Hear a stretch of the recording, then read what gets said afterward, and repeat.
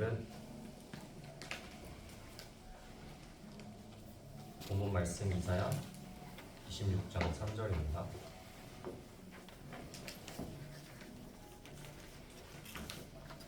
다 같이 함께 읽겠습니다. 시작.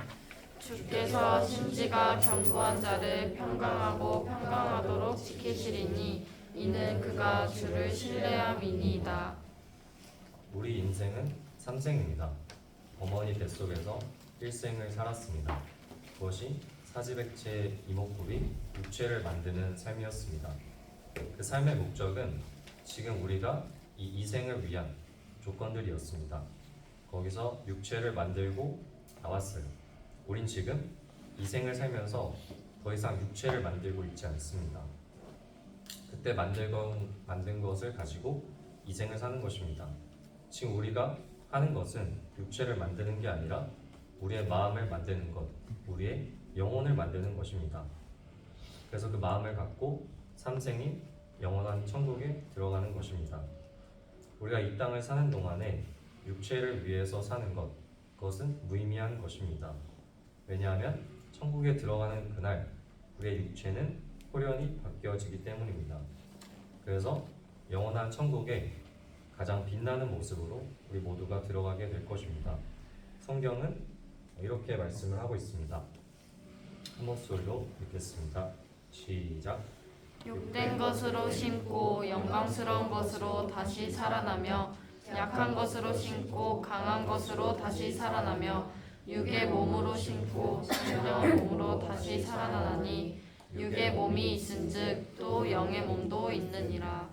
보라, 내가 너희에게 비밀을 말하노니 우리가 다 잠잘 것이 아니요 마지막 나팔의 순식간에 홀연히 다 변화되리니 나팔 소리가 나매 죽은 자들이 썩지 아니할 것으로 다시 살아나고 우리도 변화되리라. 우리는 천국 가는 그날 다 홀연히 바뀌어집니다. 무엇이 바뀌어질까요? 우리의 육체가 다 바뀌어집니다. 지금 우리가 사는 동안에 미인이 있지만 미인이 아닌 사람도 있습니다. 또 우리의 모습이 어떤 사람은 키가 크고 작기도 하고 장애가 있기도 하고 건강하기도 하고 그런 여러 가지 편차가 존재합니다. 근데 그날 우리가 영원한 천국에 들어가는 그날에는 다 영광스러운 모습으로 최절정의 아름다운 모습으로 우리가 다 바뀌어지게 될 것입니다. 그런 점에서 우리가 이 땅을 사는 동안에 주께 충성하기 위해서 육체를 개발하는 것은 좋지만 그 이상을 넘어가서 쓸데없이 성형하고 더 예쁘게 만드는 것, 더 아름답게 보이고 싶은 것은 다 가치없는 일입니다. 그날 천국 가는 사람이 되는 것, 이것이 가장 가치 있는 것입니다. 성경 우리에게 이렇게 말씀을 합니다. 다 같이 읽어보겠습니다. 시작. 너희의 단장은 머리를 꾸미고 금을 차고 아름다운 옷을 입는 외모로 하지 말고 오직 마음에 숨은 사람을 온유하고 안정한 심령에 썩지 아니할 것으로 하라. 이는 하나님 앞에 값진 것이니라. 마음에 숨은 사람을 온유하고 안정된 상태로 만들어가는 것, 천국에 합당한 마음이 되도록 하는 것, 이게 가치 있는 것입니다. 그러니까 이 땅에 사는 동안 누가 예쁘냐 안 예쁘냐, 멋있냐 안 멋있냐, 이런 것은 차이가 있을지 몰라도 그 차이는 하나님 앞에서 가치 없는 차이인 것입니다. 하나님이 가치 없다고 여기시는 것을 우리가 가치 있다고 여길 필요는 없는 것입니다. 거기에 투자하고 그 모습 때문에 어떤 사람은 열등감을 가지고 그 모습 때문에 어떤 사람은 우월감을 갖는 것, 그것은 아무짝에도 소용없는 일인 것입니다. 성경은 또 이렇게 말씀하고 있습니다. 같이 읽어볼까요? 시작. 그러므로 우리가 낙심하지 아니하노니 우리의 겉사람은 낡아지나 우리의 속사람은 날로 세워지느니라. 우리의 겉사람, 이 늙어지는 것 때문에 너무 염려하지 말라는 말씀입니다. 겉사람은 결국엔 늙어질 것입니다. 그러나 우리의 영원히 남을 속사람, 이것이 가장 중요한 것입니다. 육체는 바뀌어져서 천국에 가지만 성경 어디를 찾아봐도 천국 가는 그날 우리의 마음이 바뀌어서 천국 간다는 말은 없습니다. 그러니까 지금 여러분들이 갖고 있는 마음 그대로 천국에 가거나 지옥에 가거나인 것입니다. 그래서 우리는 이 생에서 마음을 만드는 것이 가장 중요한 것입니다. 천국에 우리가 합당한 마음이라는 것은 마음이 바뀌어지는 믿음입니다. 언제 우리의 마음이 바뀌어질까요? 우리의 마음이 바뀌어질 때는 예수님을 내 마음의 주인으로 모실 때부터입니다. 예수님을 모시기 전에 우리의 마음의 상태는 어땠는지 성경은 이렇게 말하고 있습니다. 같이 읽어볼까요? 시작. 마음에서 나오는 것은 악한 생각과 살인과 간음과 음란과 도둑질과 거짓 증언과 비방이니 이런 것들이 가득한 마음, 이런 마음과 육체가 원하는 대로 살았던 것, 이것이 우리가 예수님을 모시기 전의 마음입니다. 그리고 로마서 1장 28절 보면 우리가 예수님을 마음에 모시기 전의 마음을 또 말하고 있는데, 제가 읽어보면 또한 그들이 마음에 하나님 두기를 싫어하매 하나님께서 그들을 그 상실한 마음대로 내버려 두사 합당하지 못한 일을 하게 하셨으니, 하나님을 마음에 두기 싫은 것입니다. 그래서 내 마음대로 살고 싶어 하는 것입니다. 이게 예수님을 내 마음에 모시기 전에 우리의 마음이었습니다. 근데 그렇게 예수님 모시기 전에 이런 마음들로 우리가 살아가다가 어느 날 우리 삶에 닥쳐온 어떤 사건 앞에 인간의 유한함을 발견하게 됩니다. 내가 내 인생의 주인이 될 수 없구나. 내 인생을 내가 통제할 수 없구나. 내가 주인인 줄 알고 살았는데 내 마음대로 살 수 있는 게 아니구나를 깨닫습니다. 이런 사람이, 이거를 깨닫는 사람이 진짜 주님을 만나게 됩니다. 하나님이 찾아주시고 만나주시는 마음은 마음의 파산 선고를 받은 사람입니다.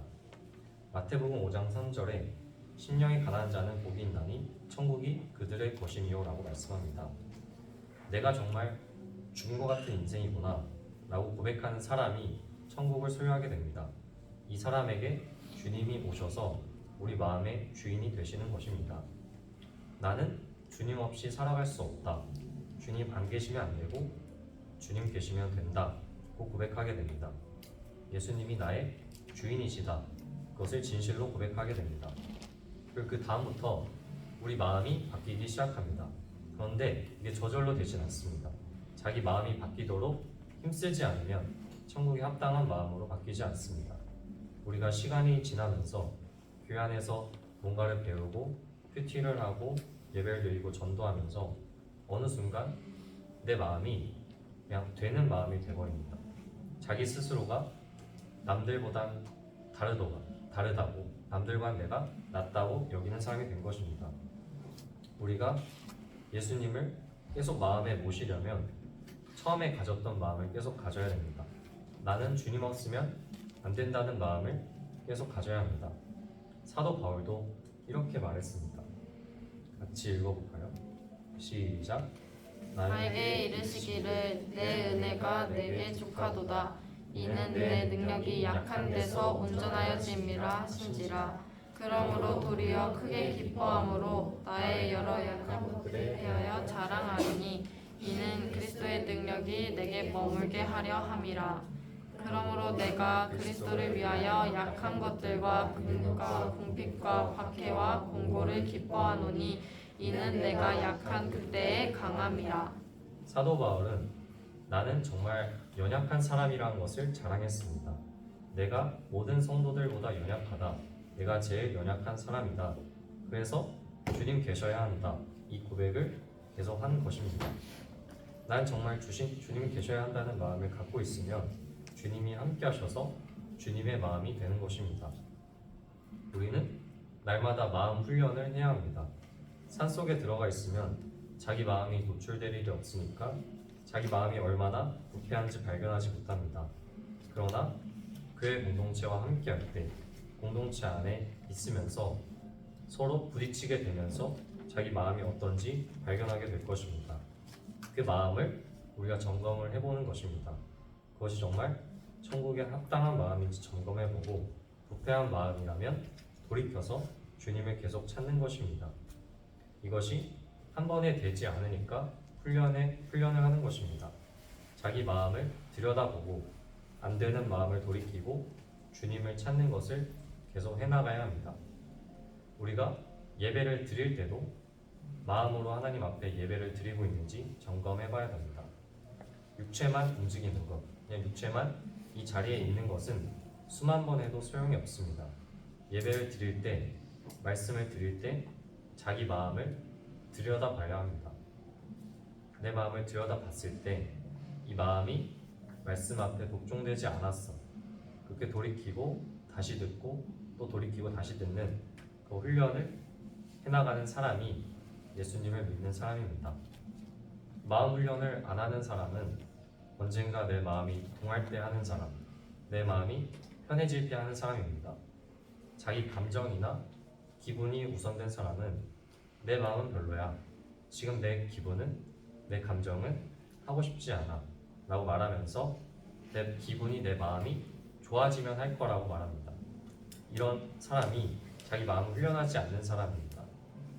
이것과 반대되는 사람은 말씀 앞에 자기 마음을 복종시키고 자기 마음을 다듬어가는 그 과정을 계속 거치는 사람입니다. 이 사람이 예수 믿는 사람입니다. 우리가 본문 말씀을 다시 읽어보면 같이 읽어볼까요? 시작. 주께서 심지가 견고한 자를 평강하고 평강하도록 지키시리니 이는 그가 주를 신뢰함이니이다. 심지가 견고한 자라는 것은 견고한 마음을 가진 사람이라는 것입니다. 우리는 유한한 존재입니다. 누군가에게 사소한 문제일지라도 그것은 나에게 매우 큰 문제로 다가올 수 있습니다. 사소한 것에도 무너질 수 있는 게 우리 마음입니다. 난 내 인생의 주인이 아니라 예수님이 주인이심을 고백하고 마음을 훈련해 나가는 것이 꼭 필요합니다. 내 마음은 길거리에 있는 게 아닙니다.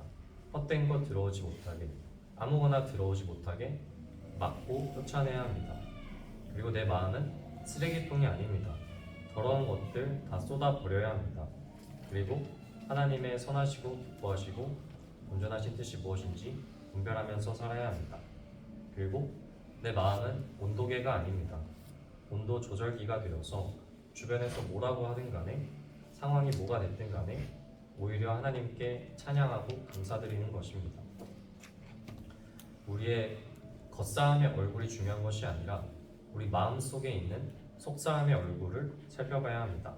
그 마음의 얼굴을 우리가 점검을 해보고 그것을 가면 씌우면서 살아가는 것이 아니라 주님 앞에 있는 그대로 보여드리고 주님의 마음을 구하고 말씀 앞에 우리의 마음을 복종시키는 은혜가 넘치고 날마다 주님의 마음으로 변화되는 삶이 되기를 예수님의 이름으로 축복합니다.